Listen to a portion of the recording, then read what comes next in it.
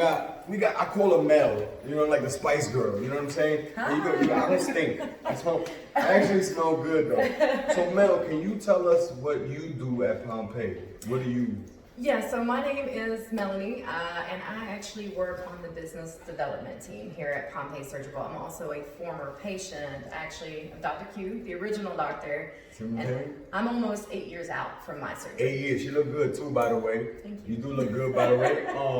See, I only hang out with smart people, man. You know what I'm saying? She runs shop, he runs shop, they all run shop. I hang out with smart people. So, a lot of questions that I have about, because she could answer better stuff. So, remember I was telling you earlier, a lot of people feel like weight loss surgery is far-fetched, like they can't afford a lot of it. So, I know you was telling me about the financing stuff. Mm-hmm. Can you let the viewers know how can they, you know, is it far-fetched? Like, I can't get surgery because I don't make enough money. Can you kind of let them a little bit know about that? And one of the important things, and I think when I consider the difference back when I had surgery, all these years ago versus the opportunity that's been made available over the years to patients, it's so much easier. Back when I had surgery, that's the way the industry was. There was no financing available. Just pay straight up. You either had the cash to pay or you didn't. And so that's something that Pompeii has worked extremely hard over the years to ensure that as much as we possibly could to make this surgery available to as many people as we can. Don't be stiffing out on your payments. Pay the people. Stop playing. So, you know, originally back when I had surgery, it was like you had to pay cash. There weren't any traditional lenders or anything like that. Yeah. And then what you saw, and I'm not really sure when it came in, but it was sometime after my surgery. You did see at least 2 or 3 companies that did start funding these types of loans. But the problem is you had to have excellent credit. They tacked on a lot of fees and things like that. Yeah. So even though there was an opportunity to finance the surgery, it still wasn't perfect. You know, even on our end, there were lots of people that we saw every year who they couldn't get that financing, they couldn't come up with the cash pay payment, and so they were out of options. So we spent probably a good 3 or 4 years working towards that solution, which is our in-house financing program. Which by the way is dope. Like I know a lot of people who have done the in-house financing, and I think I don't want to give a straight answer like with that. I think it's like between $1,800 and $2,200, something like that. Which I know it's a lot easier to come up with a down payment. Because in reality, we probably spend $200-300 on dumb stuff a month, and why not spend it on your health? Your Invest health. in your health. Yeah, absolutely. So you know what I mean. I mean, especially like I said, and it's something we work towards every year, and we keep pushing. And that's one of the things. Being a former patient, I really appreciate about Pompeii is they never stop. They never stop trying to. All right, I got a question for you. So can you take my viewers through what's the first process? So like a lot of people come to me, I send them to the Pompeii website. What can they expect like as soon as they go on the website? What's the process from? Do you? Sure. So if you want to get started on the process, the very first thing that we need is for you to submit your eligibility form. And what's that? What comes on the eligibility? So yeah, I know what she said. That's the health questionnaire that tells us what we need to know to determine if you're a candidate for surgery. Okay. And so that's going to be the first one. Now, if you come, if you're a cash pay patient, it goes one way. If you are a financing patient, then it goes another. But if you plan on financing, then your next step would be you need to submit the financing application as well. We do work with, the full pay lenders, which is like Cetera and United or. Is this Cetera or Santander? Like Santander. Cetera. That's how you say it? Cetera? Yes. And then I learned something today. Medical credit.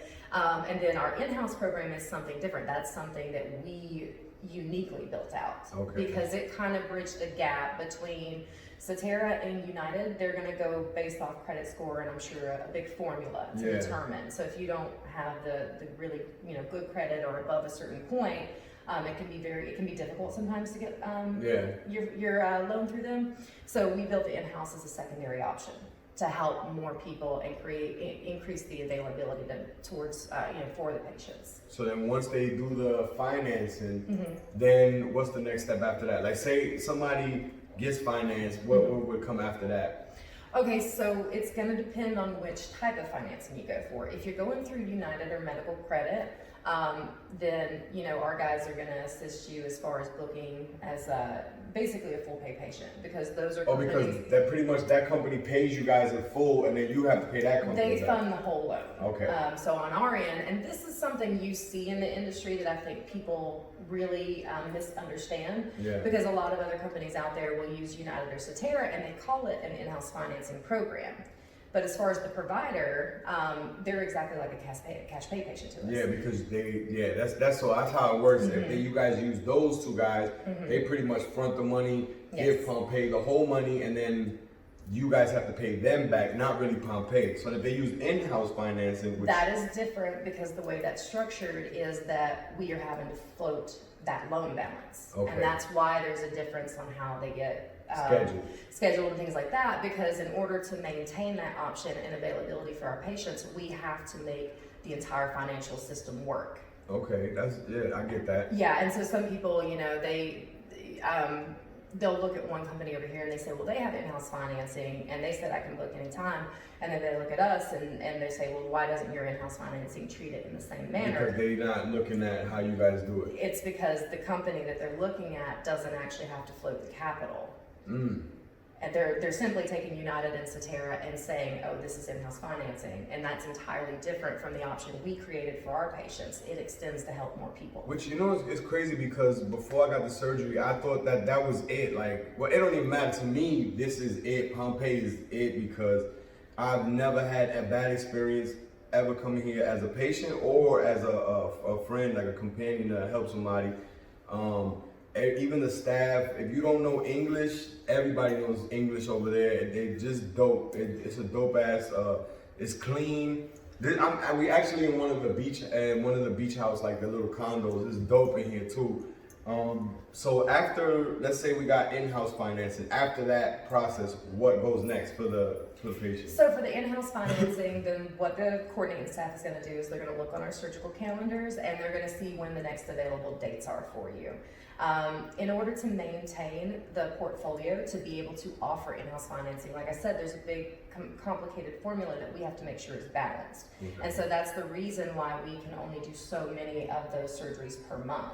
Because if we unbalance that formula, then that could be something that would take that option away from the community. But it wouldn't be fair either. Like, if I came up with 5 racks or whatever it costs to get the surgery, and I came up with the money, and then somebody's getting financed, I feel like, me personally, I'm not saying anybody else, I should be on the top of the list. I'm coming to pay some bread. And we don't necessarily look at it that way, because the most important thing is that people get the help they need. Yeah.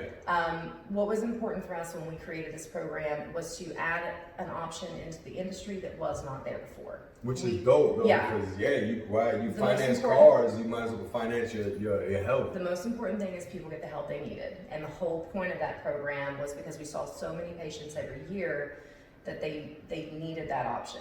Because without that option, there is no surgical option for them. So that's why we built it, that's why we maintain it the way that we do, and that's why we do have some of those limitations on availability.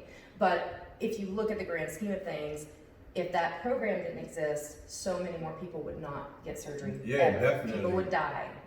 They wouldn't have the money up front to pay that. And then, a lot of people don't have the money up front to pay that, which I think is dope from Pompeii that they actually finance. So, which I think is excellent. So after we scheduled, and because I'm trying to take my viewers on a roadmap, like pretty much on how things go. So after I'm scheduled, let's say I got a September date. I had a September date, and so how does it go? You guys, we pretty much have to handle getting to where? I think maybe a really good thing to answer for your viewers is, as far as on our end, what steps do you need to complete the process to get that point, to get to that surgical date, to get to that? That too. Yeah, Okay. you're right. So after in-house financing, and what happens next? So as simple as we can make it, submit your surgical form. That way we can make sure you're a candidate for surgery. If you plan to finance, you need to make sure and submit your financing application. Once that gets in and gets approved, then you're going to receive a call and an email letting you know you were approved, and then get your, your down payment, and that varies based on the way they've set up the formula, and how. That's the part that I'm not as familiar with because I don't work in that formula. I just help to build that one out. But that's the thing that you can expect. It's submit the surgical form, submit the financing application, and then expect for us to contact you by phone. And if we don't get you by phone, we also send an email out letting you know that you've been approved and that what your down payment terms are. From there, you just need to accept those terms in order for us to get you set up for a surgical date. All right, now we have a date, and now what happens after that date? From there, as long as the financing contract is signed and you've got your down payment, then you go just like any other patient. We're going to call you 2 weeks before surgery to remind you to start your pre-op diet. Transportation is going to get in touch with you to confirm your transportation that day. And which you guys are really dope about that too, because I got phone calls like crazy. Yeah, I did. I think that was dope. Like remind somebody like me, like my life is always busy. So definitely, I definitely do that. So then the beach house. Then you guys have two options. We could do the Holiday Inn, right? Is it the Holiday Inn or the Hilton? Holiday Inn, right? It's the Holiday Inn. Yeah, I stayed at the Holiday Inn. And then you have a beach house, which is like. It's about 30 minutes. I don't think it's about 30 minutes from Pompeii, which is dope. The beach is right here. Y'all seen pictures, and if you're not, I'll show y'all. But so people have options to stay at the beach house or to do a Holiday Inn. Because the Holiday Inn is like complimentary or something like that, right? It's like for after surgery. For after surgery, yeah. Now the one thing I will say is we are always working and building this formula out. The retreat project is really unique because, like I said, the one thing I respect about Pompeii is they're always looking on how to better this experience for patients. Yeah, I see now. It's so different than when I had surgery 8 years ago. I mean, patients today get a lot more value. They get a lot more interaction and help, especially with the post-operative care. And so the retreat project that you're staying at now is another step on that journey for us as a company. We do think it's important for people to come down and have a couple days to get familiarized with what being in Mexico is like, to get to know the staff, to understand that there isn't a language barrier with us, because that's going to help reduce the anxiety for a patient that's going into surgery. And now, from what I see, everybody speaks English. I try to speak Spanish, and y'all know I speak Spanish, but everybody speaks English. Like you see, even Dr. G speaks English. I don't know how this kid playing basketball in Mexico, but we were in. So as of right now, yes, that's an option available. But ideally, on our part, if we could get everyone to where they can all come to the same place, they can all experience the retreat, they can all have those benefits of the nutrition classes and the spa that we just launched and things like that, that's what we want to build towards. So right now there's a bit of a transition period that we're going into, but it's all for the benefit of the patient and their care. The spa is dope. I don't mean to cut you off. I'm like trying to, I think people don't like to watch like long crazy videos. You know what I'm saying? They're like, right. But I know a lot of people are interested in the weight loss surgery thing, and they like I said, I recommend everybody here that I know that are looking for weight loss surgery, because it's a dope ass place. And so you had surgery 8 years ago. How much weight have you lost, if you don't mind? No. I'm an open book. That's and what's up. One of the big reasons, because a lot of people know me from the Facebook group, and that's a big reason I've always stayed a participant in the group over the years, is because back when I had surgery, it was very hard to find someone who was more than 2 years out that still posted online, that still answered questions. And for me, I feel like that gives people kind of like a myth about surgery. A lot of people assume, what are the myths you heard about surgery? I'll answer that one in a second. Let me tell this one because it's important. So with that one, it gives people the wrong perception. A lot of people are like, past 2 years, there's a significant amount of regain or whatever. No, that's not what happens. I know we all see people who are looking for revisions and things online, but in my experience, the vast majority of people don't participate online because they lost the weight, they maintained it, and they're out living their lives. I stayed on there so that I could kind of show people, I'll be 8 years out in October. I've still maintained my weight loss. I started out at 237 pounds. Right now I weigh about 152. That wasn't big. 230 wasn't big. I know, but A lot of people say that. No, I get it though. Everybody has their own journey, their own weight loss reasons. For and all me, that. I started rapidly gaining weight after I had children. And based on my personal family history, that's exactly what happened with my mother. I've had generations of family who suffered obesity. I chose to have surgery as a preventative measure because I didn't want to get to that point of being 300 pounds and living with that and it degenerating my body, my bones, everything like that, and being in a very different place where I have a very different struggle losing that weight. It is hard. Yeah, so sometimes lower BMI patients can kind of get that stigma, but I think if you look at it from the other end, which is okay, what was your weight when you had surgery? I think I was like 314 pounds. Okay. So imagine if the opportunity were available, or if you had thought of it or whatever, would you have had it at a lower weight if you could, as long as the risk outweighed?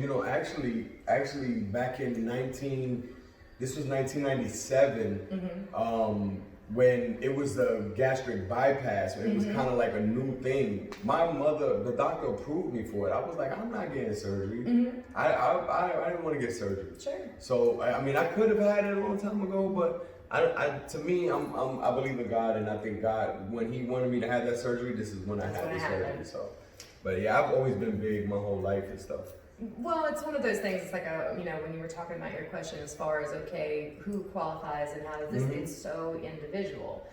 For me, I could already at 237 pounds. I'm only 5'4", and I could feel how it was affecting my body.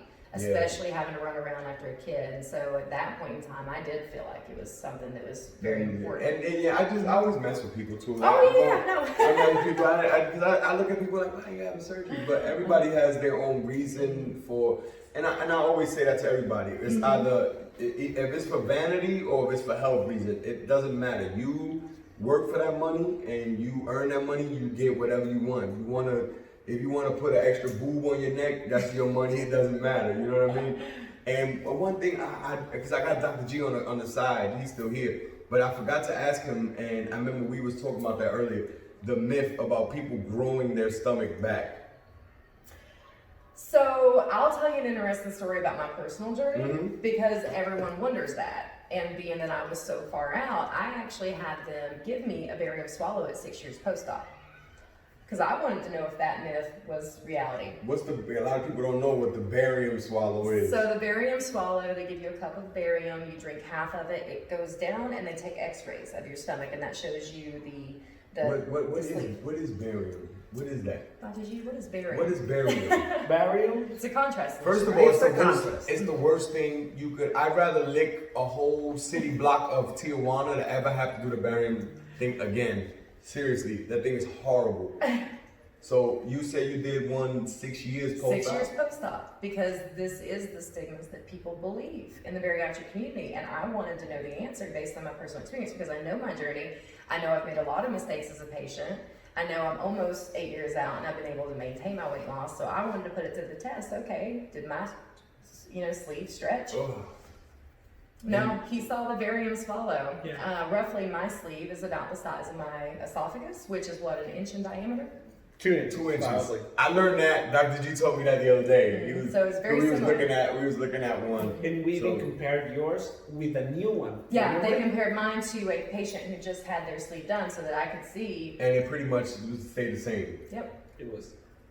So It's, that's another myth. Like people say you drink, which I don't suggest anybody really drink carbonated drinks. Sometimes we do, we're adults, we drink alcohol once in a while. You might have a rum and coke, but that was another myth that you drink carbonated drinks and it stretches it out. He would be able to answer that. You can give me one on the sideline. Is that true? If you drink carbonated drinks, it's gonna stretch out? I mean, it's not gonna do something significantly. This is the truth. When people say, "Oh, the stomach stretch," they're talking about the pouch. Okay? Yeah. If they leave a big pouch, that's the thing that expands, stretches, and it's like a boot, right? Slim, and boom. That's But one thing, your stomach will never stretch to the size it was. No, of course not. No, it can't go back to It the way it won't was. stretch to the size it was. People, duh. So they, So the size of the esophagus, he told me, was like 2 inches, and that's pretty much what they leave going down. So you have a little bit of stomach. Now, I think now I only eat like 3 bites. Like I literally for lunch, I had breakfast. I had the oatmeal that they have in front of Pompeii, the guy sells, and then I literally had a taco. And I don't eat the tortilla shell. I just ate the cilantro, onion, and the pork. And 1 taco got me full still till now, and that was about 3 hours ago. Well, and to address one of the myths, you know, because can you stretch a sleeve to some degree? Yes. Well, or a surgery to some degree, yes, that can happen. But I think the myth that's important to bust in the bariatric community is being a patient myself, understanding that you can stretch it to some degree, but you're never going to stretch it back to the stomach you once had, is everyone always asks this question out of fear of regain. And so I think it's more of a combination of things when you consider regain over the years. Can you stretch it to a little bit? Sure, yeah, you can. But what I see most often, and when I've experienced personal regain myself that I've had to go back and lose back, it's a combination of your behaviors and things like that. So it's like the stuff that you're eating. Yeah, the things that you're eating or how you're eating them. Some people, you know, they have this, I eat so much more than I used to. I would really tell them to analyze their behaviors around eating. Because if I go order a plate of food and I bring it home and then I go by my fridge every 10 minutes or so and take a bite, then yeah, I'm gonna be able to eat more. But it's because I'm not paying attention to my behaviors. If I were to sit down and eat it like a meal and only spend 15 minutes eating, then I guarantee I'm gonna feel my restriction. So it's how you're consuming the items and what you're consuming that also contributes to that regain factor. So it's actually good to eat and then feel your restriction, and then, because with me, I eat, I feel it. Like I can actually feel it. And once I feel it to right here, I just stop eating. I don't want to, because it sucks when you eat too much and the acid, and you're just like, Let me tell you, almost 8 years out, when I overeat, still to this day, I can feel it. It sucks. And it's not fun. Nobody wants to feel like they ate a Thanksgiving dinner for breakfast. Like that's the worst feeling in the world. Which I think that's why I'm losing so much though. But Melanie, you can tell me your full name again. My name is Melanie Henson. Melanie, and y'all can reach out on the Pompeii group. They have a Facebook group. You guys have an Instagram group too. No, we don't have an official Instagram group. Somebody must have put up one or something like that. Who knows? You know, but no, we don't have an official one that we put out there. But the Facebook one is official, right? Y'all can look up Pompeii Surgical, even online, like the website. The website, PompeiiSurgical.com. Let us know. Come on, you take us out and let us know. Okay. So you can reach out to us on for all the information, PompeiiSurgical.com. That's where you can fill out your surgical eligibility form. You can fill out your financing forms. If you have questions, you can always contact our coordinating staff. You can email them at contact@PompeiiSurgical.com, or you can call our primary line at 619-874-9663. And then come join our Facebook group. There's, I think almost 25,000 people in it at this point. So patients are always talking about their journeys. They're at different places, asking questions, answering questions. So if you want to come check us out, you're welcome to join. And I'm gonna add all the info. I'm gonna figure out how to add the info, like, do like a little ticker across the screen, because I don't know nothing about this stuff, and they know too. And then I'm gonna put Dr. G's personal phone number on there, so y'all can call him at like 2 o'clock in the morning. And I'm just joking though, but Dr. G, thank you. Melanie, thank you so much. I'm gonna try to get some of the nutritionists to give y'all, do another, maybe like a 5-minute little joint. Y'all know, man, y'all already know, like this joint, subscribe. Pompeii, best place to get bariatric surgery. They look out for you, they put you in a beach house. What's more better than that? And you get tequila off the street for like $1. Mexico is the shit. They give you a plate of cheese with chorizo melted on it. Where can you find that at? I don't know. But she's 8 years out. I'm about almost a year out. Yeah, I met one of the surgeons, Dr. G. Maybe we could get a Quinones and a Salcedo, right? I said it right? Mm-hmm. Salcedo. Those are the other 2 surgeons, 3 of us. It's 3 of them. I said 3 of us. It's only 1 of me. Y'all already know. Johnny Salsa on Facebook, man. Like, subscribe. I love y'all, man. And I'm about to be out because I'm going to enjoy Mexico and buy some more souvenirs and stuff that I don't need.